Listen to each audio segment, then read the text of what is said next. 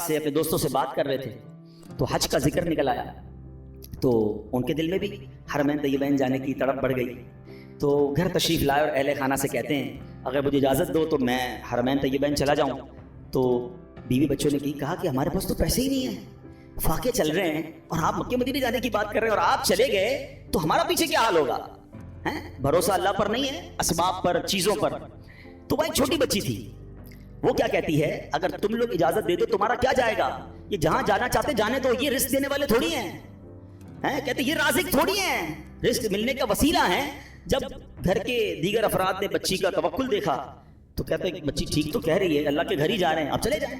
حضرت کو اجازت دے دی گھر والوں نے, آپ حج پر روانہ ہو گئے. اب صبح ہوئی تو آپ کی جیسی حج کی خبر پھیلی تو آپ کے پڑوسی آ گئے, کہیں آپ نے کیا کیا. اس بچی کو برا بھلا کہنے لگے کہ آپ کو اجازت نہیں دینی چاہیے تھی, آپ کے ابو چلے گئے, آپ کے کھانے پینے کے مسائل ہیں. اچھا پہلے ایسا تو نہیں تھا کہ 15-20 دن 40 دن کا حج تھا, کئی مہینوں کا ٹریول ہوتا تھا, جاتے تھے آتے تھے, آلموسٹ 4 to 6 month, ہو سکتا ہے سال کا سفر ہو.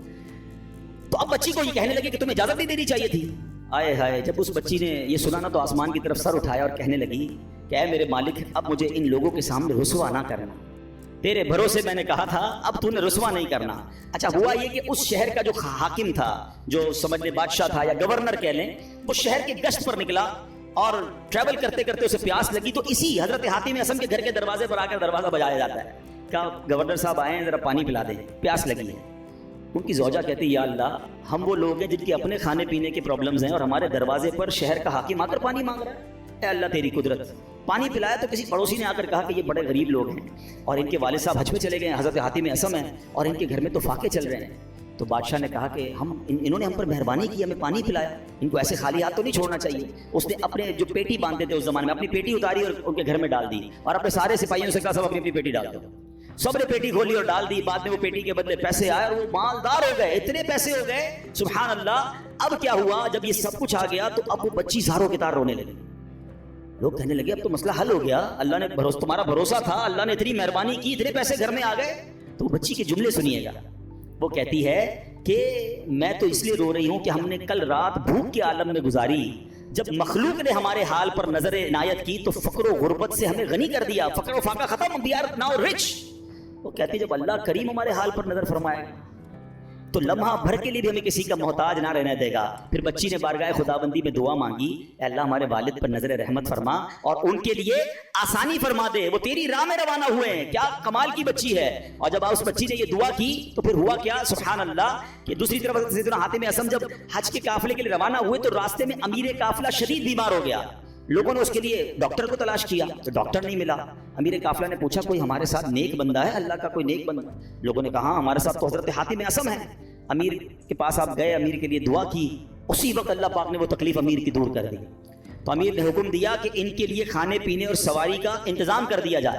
آپ رحمۃ اللہ تعالیٰ علیہ اپنے بچوں کے لیے پریشان تھے جن کو پیچھے چھوڑ کر آئے ہیں. اسی حالت میں آپ کی آنکھ لگ گئی, خواب میں کسی نے کہا حاتم جو ہمارے ساتھ اپنا معاملہ درست کر لیتا ہے ہم بھی اس کے ساتھ اپنا معاملہ درست کر لیتے ہیں. آپ کو اہل و عیال کے ساتھ جو پیچھے مدد ہوئی نا وہ بھی خواب میں بتا دیا گیا.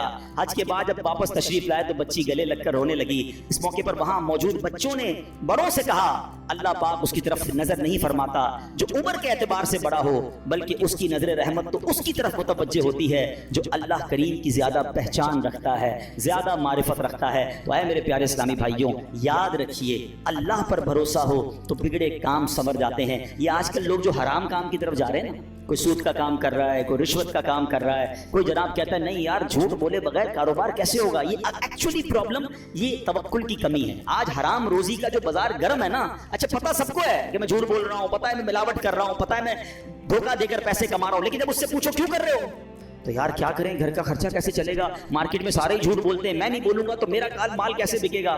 مجھے بتائیے پھر توکل کدھر گیا, پھر بھروسہ کدھر گیا. یعنی آپ یہ سمجھتے کہ غلط کر کر ہی پیسے ملیں گے, یہ بھول ہے ہماری. یاد رکھیے حرام روزی کے قریب بھی نہ جائیں, یہ وہ غلطی ہے جو ہمارے یہاں بہت بڑی تعداد میں لوگ کر رہے ہیں. آپ یقین کریں, آپ اللہ پر بھروسہ رکھیں اور ایک نیت کر لیں آج کچھ بھی ہو جائے میں حرام روزی کے قریب بھی نہیں جاؤں. پھر دیکھیں آپ کے مسئلے کیسے حل ہوتے ہیں. سب سے بڑا پرابلم پتہ ہے کیا ہے, ہمارے مسئلے حل نہیں ہو رہے, ہمیں سکون نہیں ملتا ہے, ہماری ٹینشنیں دور نہیں ہوتی ہیں.